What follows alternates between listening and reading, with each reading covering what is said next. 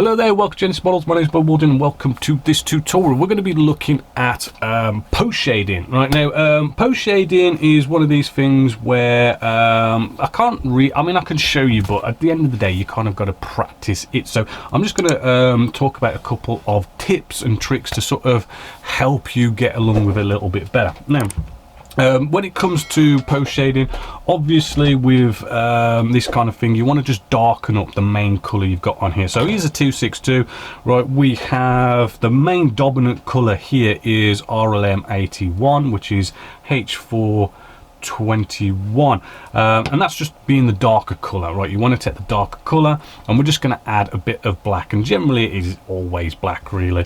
As you can see in this mixture, it's just a darker color going on with that. So that's pretty easy. Now when it comes to post shading, mixture is very important, right? We can't just go off and do a 50-50 mix, right? We want something that's transparent, that's going to be just a very sort of a fading going on there, right?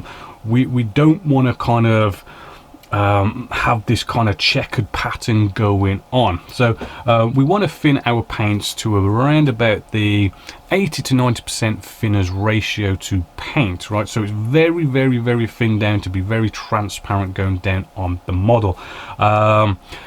I will say though, you know, if you kind of hit that sort of 90% thinners, you might have to go over the area 2 or 3 times, which is probably good when you're just starting because it's a bit more forgiving. I know you got to go over the area maybe 2 or 3 times, but it's more forgiving. Maybe as you get more intermediate, go into even around about 70% thinners to paint, so as maybe you're passing over the area maybe once or twice because you're a bit more experienced. It's not as forgiving, but as I say, you're a bit more experienced with it. And the whole idea really is that we take our panel lines like so, and we can just keeping it random really.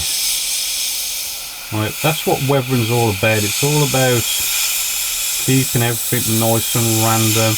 Right, you can go off and pass over panel lines more than once, right? And it's okay to pass over them once, twice, 3 times, right? And to not have them all sort of uniform, right? It doesn't matter, you know, if some look slightly less faded than others. It's just keeping that randomness and even your neatness. You don't have to be super neat, because if you're super neat, things can look all checkered and a bit too uniform, right? Weathering's random, right? Just kind of try and bear that in mind when you're coming along and just spraying this.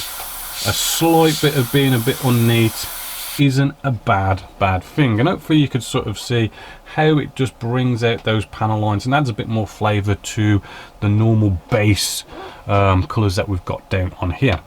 Another thing is, good tip as well, especially when you're starting out, always have some sort of a kit that you can bash about with, something that you, I don't know, went on the shelf of doom you don't care about anymore, something like that, something like this.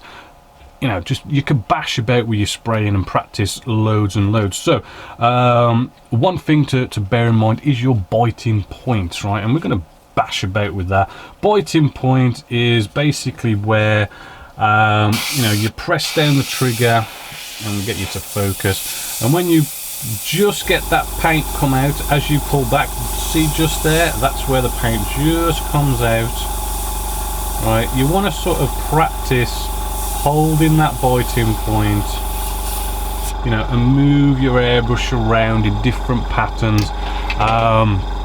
You know, you don't want to be sort of coming along as you're doing post shading and be like, pull your trigger back too far and you get loads of paint come out, because all sorts of nasty stuff's happened. Things like spidering happens if you pull your trigger back too far, as you can see just there. Also bear in mind, we are really thinning these paints down so we can bring our air pressure down. You want to bring that air pressure down as much as you can get it to come down, right? Bringing your air pressure down is going to help a lot, right?